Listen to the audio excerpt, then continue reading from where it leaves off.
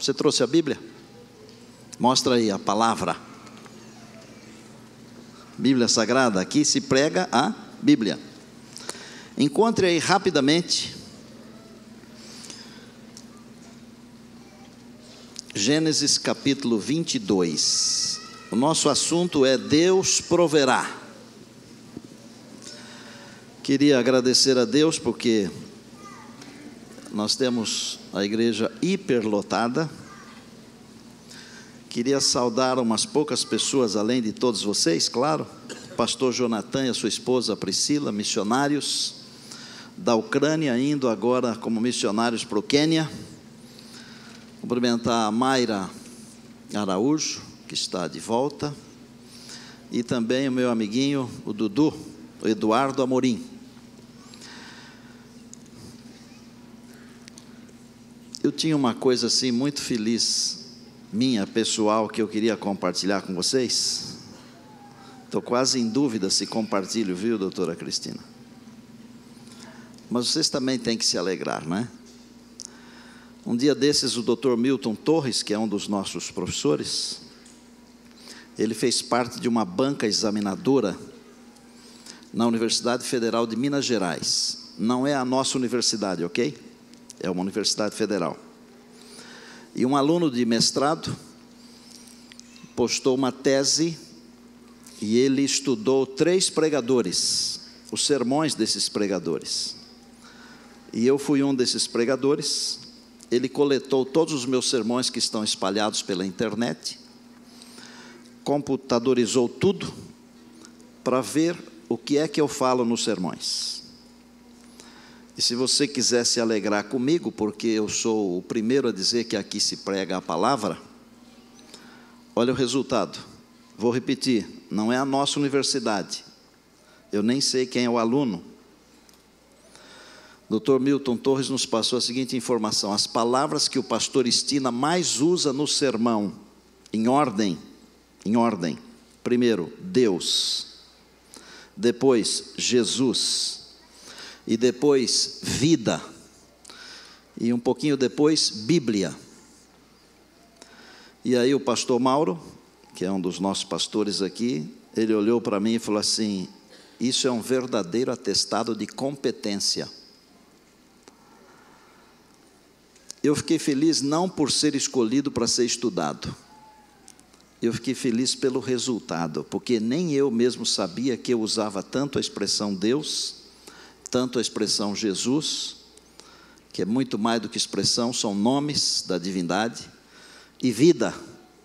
E depois que eu recebi o resultado, eu olhei um texto da Bíblia que está em João 17:3, vou só citar aqui, não precisa ir lá, porque nós vamos ler Gênesis 22. João 17:3 diz assim: e a vida, ok? Eterna é esta, que te conheçam a ti, único Deus verdadeiro, e a Jesus Cristo a quem enviaste. Quero que você fique feliz de ter um pastor que se preocupa em pregar aquilo que tem que ser pregado, e não aquilo que ele ou outros acham que deve ser pregado. O que tem que ser pregado é a palavra de Deus. Amém?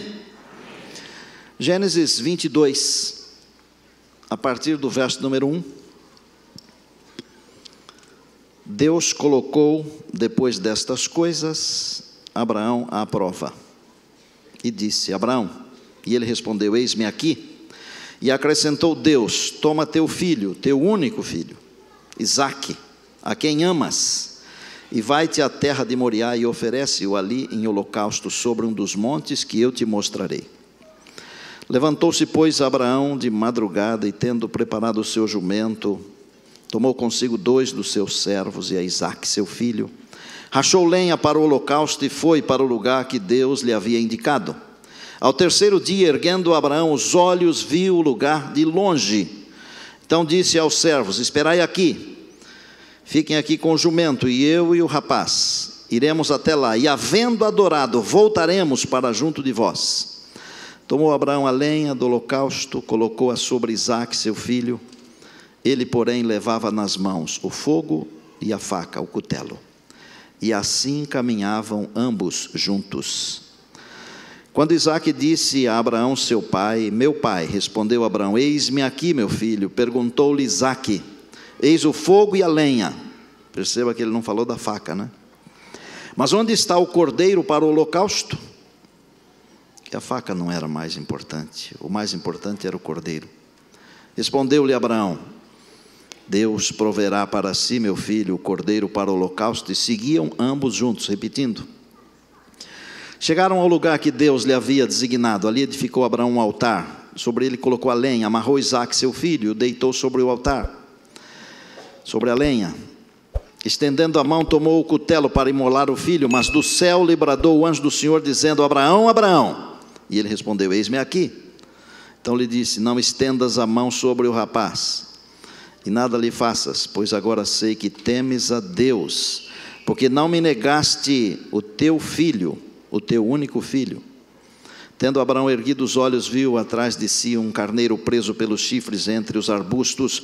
Tomou Abraão o carneiro e o ofereceu em holocausto em lugar de seu filho. E pôs Abraão por nome àquele lugar: o Senhor proverá.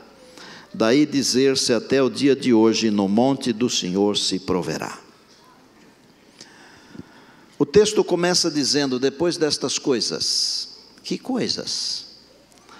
Depois do que aconteceu no capítulo anterior, depois do nascimento de Isaque, depois de Agar ter ido embora com Ismael, depois de Abraão ter feito uma aliança com Abimeleque, esse depois destas coisas corresponde a aproximadamente 20 anos, mais ou menos 20 anos.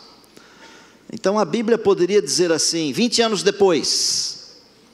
Mas a preocupação de Deus não é com o tempo que nós contamos, é com o tempo que Ele conta. Gravou isso? A preocupação de Deus não é com o tempo que nós contamos, é com o tempo que Ele conta. Depois desses 20 anos, dessas coisas, Deus colocou Abraão à prova. Toma teu filho, teu único filho, oferece-o em holocausto. Não eram os cristãos que ofereciam os seus primogênitos aos seus deuses, ou ao Deus verdadeiro, porque o cristão só tem um Deus, o Deus do céu. Eram os cananitas que faziam isso. Eles tinham o hábito de oferecer o seu primogênito ao seu Deus, ou a um dos seus deuses. Mas o Senhor nosso Deus apareceu e disse para Abraão: toma o teu filho, o teu único filho. Nem fez referência a Ismael, que já tinha mais idade, que também era filho. Deus estava falando do filho da promessa, aquele filho que veio na velhice, aquele filho no qual seriam benditas todas as famílias da terra, todas as nações. O teu filho, único filho, a quem amas, e vai para a terra de Moriá. Eu queria que você acompanhasse junto comigo a caminhada desse servo de Deus. Primeiro, ele não falou nada para Sara, nem uma palavra. Como Sara conhecia o costume do seu marido de sair para oferecer sacrifícios, porque Abraão era um construtor de altares, por onde ele passava ele construía um altar para Deus. Sara estava acostumada. Mas não era só Sara que estava acostumada, Isaque também estava acostumado. Isaque estava tão acostumado com o seu pai indo a algum lugar, construir um altar e oferecer um sacrifício a Deus, que num momento ele falou assim: pai, está tudo aqui, mas não tudo, falta uma coisa, falta o cordeiro. 2 vezes, e eu fiz questão de frisar isso, a Bíblia diz que eles caminhavam ambos juntos. Esse caminhar juntos tem um significado muito especial para nós que somos pais, avós, e também para nós que somos filhos. Isaque caminhou junto com seu pai antes de saber do plano, mas ele continuou com o seu pai depois de saber do plano. Se nós formos fiéis e leais a Deus na educação dos nossos filhos, nos caminhos do Senhor, eles vão ficar perto de nós, vão caminhar juntos. Pode ser que em algum momento da estrada aconteça um acidente de um ou outro se desviar, mas eles voltarão, porque a semente fica plantada no coração quando é plantada da maneira correta, e se plantada da maneira correta, a palavra diz assim: não volta vazia, aleluia. Tem esperança, e vão caminhando. Passou o primeiro dia, o mais longo da vida daquele servo de Deus, o mais longo. Pensa bem, era tudo que ele queria, ter um filho. Era o filho da promessa. Agora tudo que ele queria, a promessa, o futuro, tudo ia por água abaixo. Na verdade não ia por água abaixo, ia pelo altar abaixo. Um dia inteiro pensando naquilo, falando com Deus, esperando uma resposta. Deus não tinha demonstrado nenhuma razão para fazer um tal pedido, nenhuma. Deus não explicou, porque de vez em quando Deus não explica. Você precisa ter fé, precisa aceitar.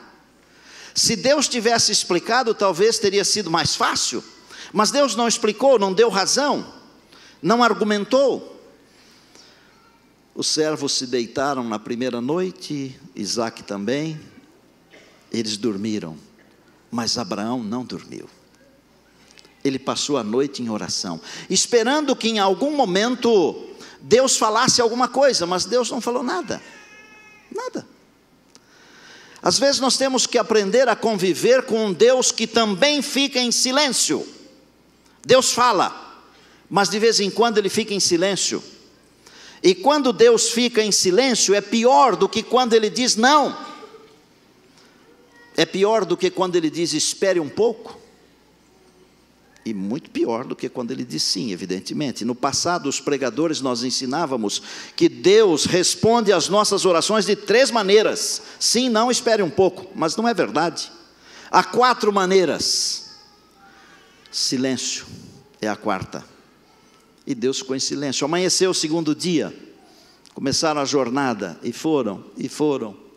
E aquele dia foi se arrastando, e o relógio, o cuco, não batia as horas. Vem a noite, os servos se deitam, Isaque se deita, e acho que até o jumento se deitou e dormiu. Mas Abraão não dormiu. Uma segunda noite, em silêncio absoluto, olhando as estrelas e pensando assim consigo mesmo: Deus me prometeu que dessa minha semente seriam benditas todas as famílias, que a minha posteridade seria como as estrelas do céu, como a areia da praia do mar, mas e agora? Tudo vai acabar daqui a pouquinho, quando chegar em cima do monte. Amanheceu o terceiro dia, e quando amanheceu o terceiro dia, eles estavam muito próximos das colinas de Moriá. E Abraão olhou em cima de um monte, ele viu uma nuvem de glória, era a glória de Deus sobre o monte. Às vezes a glória de Deus aparece sobre o monte na hora derradeira. O Deus que fica em silêncio também age. E quando Abraão viu a glória de Deus, aquela nuvem, ele disse: é lá, e subiu. Os escritos ensinam que foi por ali que Salomão construiu o templo, e não poderia ser diferente. E eu explico daqui a pouco por que não poderia ser diferente. Abraão disse para os seus servos: vocês e o jumento vão ficar aqui. E o texto é muito claro. Abraão disse assim: o moço e eu vamos subir e vamos adorar. É bom olhar na Bíblia, olha aí de novo, por favor.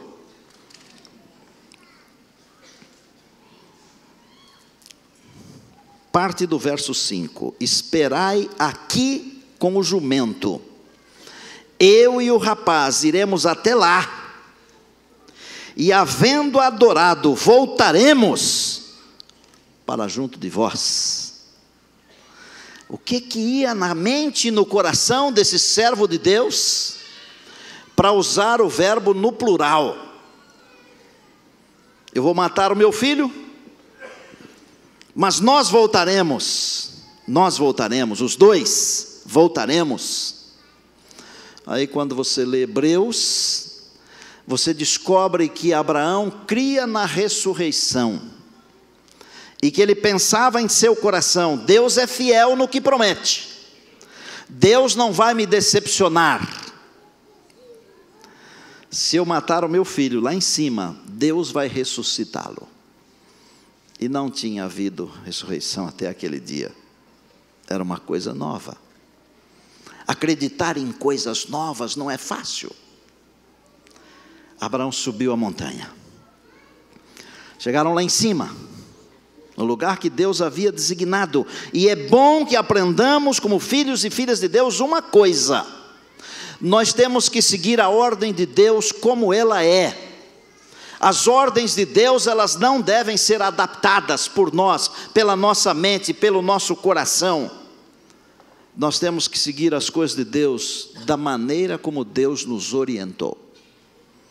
E Abraão foi estrito, construiu um altar.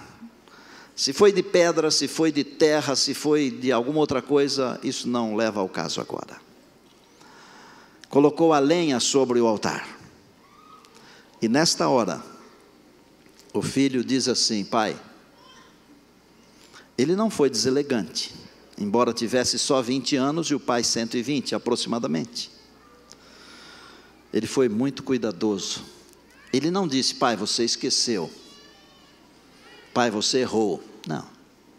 Ele disse: pai, aqui estão a lenha e também o fogo,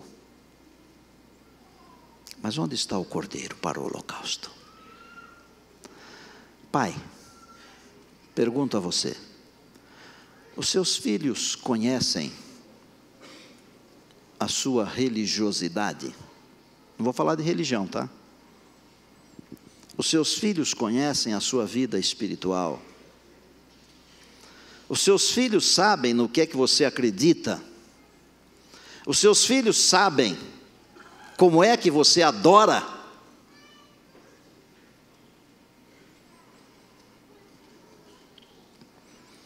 Abraão deu uma resposta profética.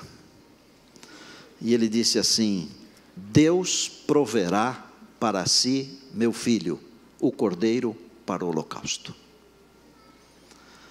Talvez, apenas talvez, Abraão já conhecesse o plano da redenção tão completamente, que talvez ele soubesse já que um dia o Senhor Jesus viria aqui, porque a Bíblia nos informa em Hebreus que Jesus é o cordeiro que foi morto antes da fundação do mundo. Para quem fica perto de Deus, Deus revela os seus mistérios. E aqui no meu coração, Abraão deveria conhecer bastante do plano da redenção. Esse Deus proverá para si um cordeiro, meu filho, foi respondido na hora, mas foi respondido muitos séculos depois também, por João o Batista, quando vendo Jesus se aproximar, apontou para ele e disse: Abraão, estou criando aqui, ok? Não se ofenda. Abraão, aqui está o cordeiro de Deus que tira o pecado do mundo. Séculos depois. Mas naquela hora em que Abraão levantou a faca com o braço, ou o braço com a faca, para imolar o filho, e ele teria feito isso, não fosse o braço do Senhor, a voz do Senhor. E a Bíblia diz que o anjo do Senhor bradou: Abraão, Abraão. E eu acho que não foi fraquinho que o anjo do Senhor chamou Abraão pelo nome. Porque quando nós estamos envolvidos com situações que nos afligem, nós perdemos um pouquinho dos sentidos. Às vezes perdemos o tato, às vezes perdemos até a compostura, não enxergamos direito. ficamos como que bêbados. E o anjo gritou: Abraão, Abraão, não faças mal para o menino. E o anjo disse assim: agora eu sei que temes a Deus, e preste atenção na segunda frase: não me negaste o teu filho.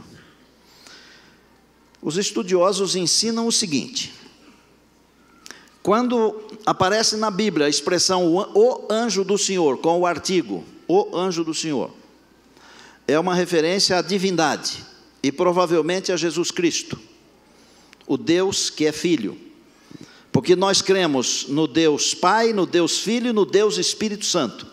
São três pessoas da divindade, e os três são diferentes, mas são um. Dá para entender?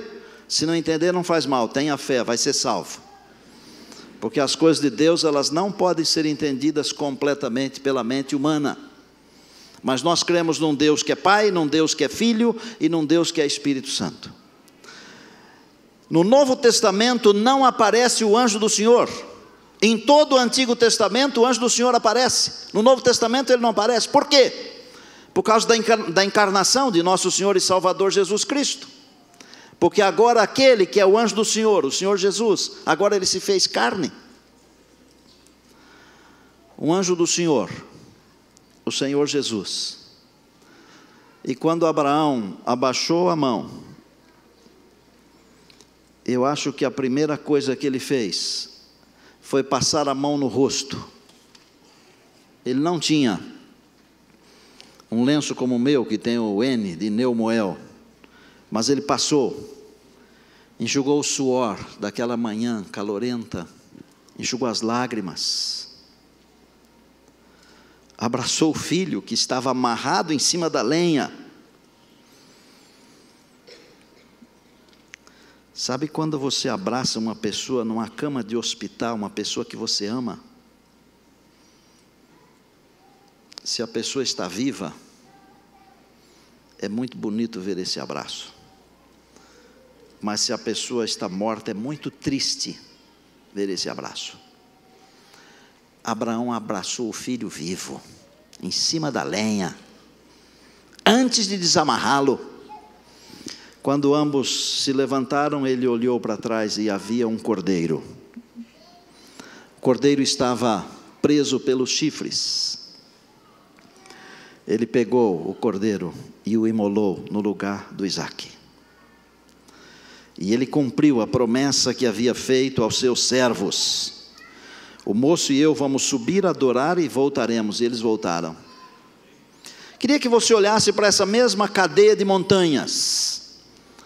Alguns séculos depois, um outro cordeiro foi levado, um outro filho foi levado, com algumas coisas muito semelhantes. Por exemplo, quem subiu carregando a lenha foi o Isaque. Quem subiu carregando a cruz foi o Senhor Jesus. Isaque não reclamou, não brigou, porque fácil ele poderia ter escapado do pai. Um menino e um velho. O Senhor Jesus também não reclamou. Como ovelha muda, ele foi levado perante os seus tosqueadores e não abriu a sua boca. Isaque apenas perguntou: onde está o cordeiro? E Jesus apenas perguntou: se é possível, passa de mim esse cálice. Contudo, seja feita a tua vontade. Há muitas coisas similares, porque Isaque é um tipo de Cristo. E eu já ensinei vocês aqui que a Bíblia é cheia de ilustrações. Ela é cheia de enigmas, de chaves. E quando você entende esses enigmas, essas chaves, você compreende o todo bíblico. Só que com uma diferença substancial entre Isaque e Jesus. No caso de Jesus, não havia nenhum cordeiro preso pelos chifres. No caso de Jesus, o anjo do Senhor não segurou a mão dos executores. Sabem por quê? Porque para Jesus não existe substituto. porque Ele o é. Aleluia. Para Jesus não existe provisão, porque Ele é a provisão. Existe um verso que Paulo escreveu de sintaxe complicadíssima, que está em 2 Coríntios 5, 21, e ele diz assim: aquele que não conheceu o pecado, Deus o fez pecado por nós, para que nós fôssemos feitos justiça de Deus. Quero que você olhe para o Calvário e saiba que Deus proverá. No monte do Senhor se proverá. Quando tudo parecer perdido, Deus proverá. Se o seu casamento estiver em ruínas, Deus proverá. Se você perdeu a fé, e alguns chegam até a este ponto de perderem a fé, se você perdeu a fé, Deus proverá. Se você perdeu o emprego, Deus proverá. Se o seu filho estiver extraviado, perdido, Deus proverá. Se você perdeu a saúde e a alegria, Deus proverá. E se você estiver enfrentando uma crise existencial sem limites, Deus proverá. Quando tudo parecer perdido, Deus proverá. O povo de Israel estava para ser destruído pelo exército de Faraó. O mar vermelho, tremendo obstáculo. Quando tudo parecer perdido, Deus proverá. Deus abriu o mar, Deus proverá. Josué diante de Jericó, Deus proverá. Josafá diante dos exércitos moabitas, amonitas e meunitas, Deus proverá. Maria e Marta, que tinham perdido o irmão há 4 dias, Deus proverá. A mulher com a hemorragia que tocou o manto de Cristo, Deus proverá. Minha pergunta é: quais as providências de Deus na sua vida? Quais as providências de Deus na minha vida? Quais as providências de Deus na vida da sua família? Quais as providências de Deus na minha igreja, a sua igreja, a nossa igreja?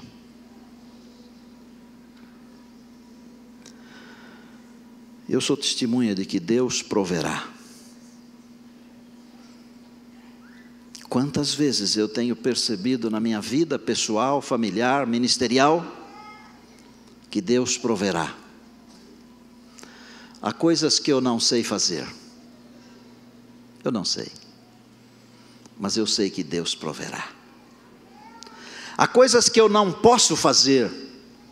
Eu não posso porque não consigo, não sou capaz. Mas eu sei que Deus proverá. Há lugares onde eu não posso ir, mas eu sei que Deus proverá. E uma última coisa: eu não mereço ir para a eternidade. Embora seja um servo dedicado, as minhas credenciais não me credenciam para a eternidade. Mas Deus proverá. E eu vou. E como disse Abraão, subiremos e desceremos, porque Deus proverá. Vou repetir algumas coisas aqui. Hoje quero fazer um chamado. Normalmente nós fazemos os chamados assim: você está com um problema, vem aqui. Hoje não. Hoje você vem aqui se quiser. Não é porque tem uma necessidade, um problema. Vou repetir então.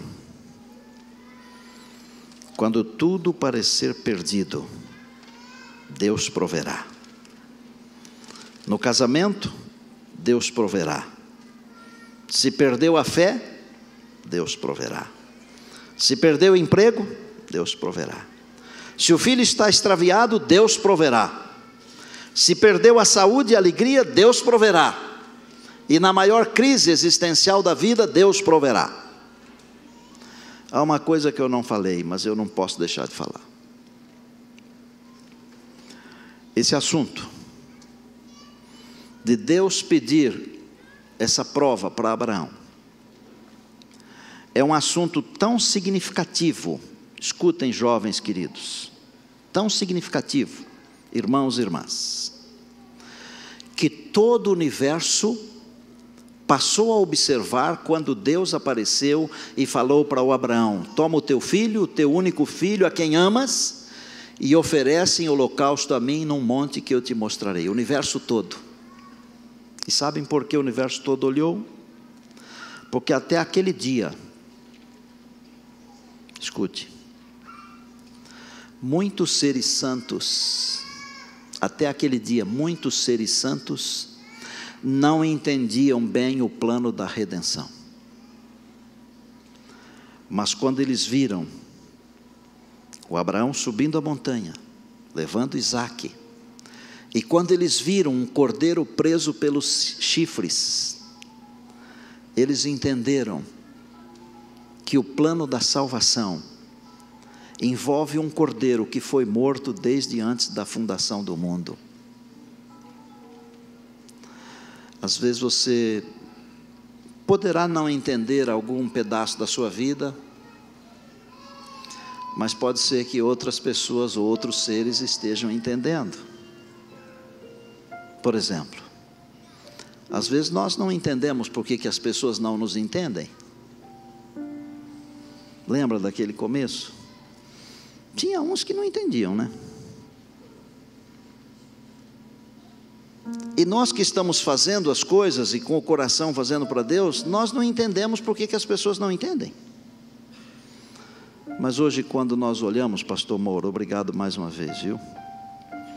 Centenas, milhares de pessoas sendo abençoadas.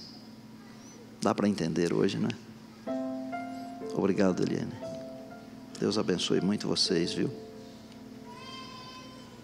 Você quer vir aqui no altar? Porque Deus proverá? Se quiser vir, e agora? E a hora que você estiver aqui, eu vou terminar o sermão com uma oração. Pode subir no altar se quiser. Quando tudo parecer perdido, Deus proverá.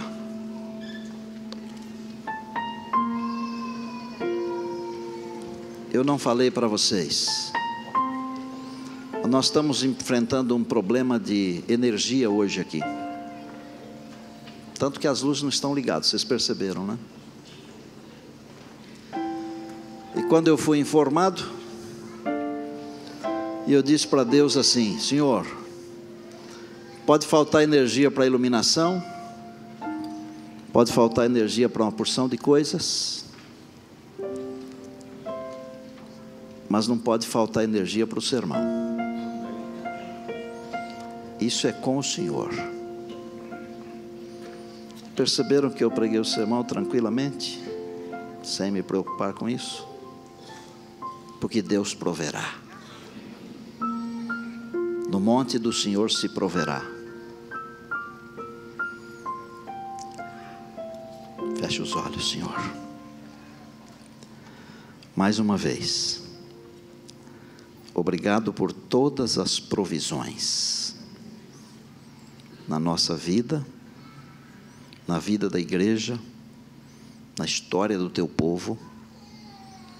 Obrigado por essa provisão tão linda, que o Senhor permitiu que tivesse um cordeiro lá para substituir o Isaque. Mas a provisão mais linda de todas é o Senhor Jesus substituindo a humanidade toda. Senhor, mais uma vez, louvado seja o teu nome. Talvez hoje aqui, Pai, nós tenhamos algumas pessoas carecendo de ouvir a voz do anjo do Senhor, carecendo de uma provisão especial, de uma bênção especial. E eu peço que nesta hora a tua misericórdia, que não tem fim, que se renova a cada manhã, se estenda sobre essa pessoa, por favor. Talvez nós tenhamos aqui um filho triste, perdeu a mãe, ou perdeu o pai, ou perdeu alguém. Ou talvez tenhamos uma mãe triste, um pai triste. Dá o conforto, dá o carinho, provê para essa pessoa, por favor, meu Deus. Uma última provisão que nós desejamos, Senhor, é que um dia muito em breve, quando Jesus regressar, o Senhor nos reúna a todos no teu lar, a nossa família, a nossa igreja, o teu povo. Continue na nossa vida. Obrigado pelo Templo Verde, o culto da mata. Obrigado por esse fim de semana tão especial de 10 dias de oração e ao mesmo tempo de 25 anos do culto da mata. Obrigado pelos líderes. Obrigado por esta instituição, por esta igreja. Ao Senhor seja todo louvor e toda honra e toda glória, agora e para sempre. Amém.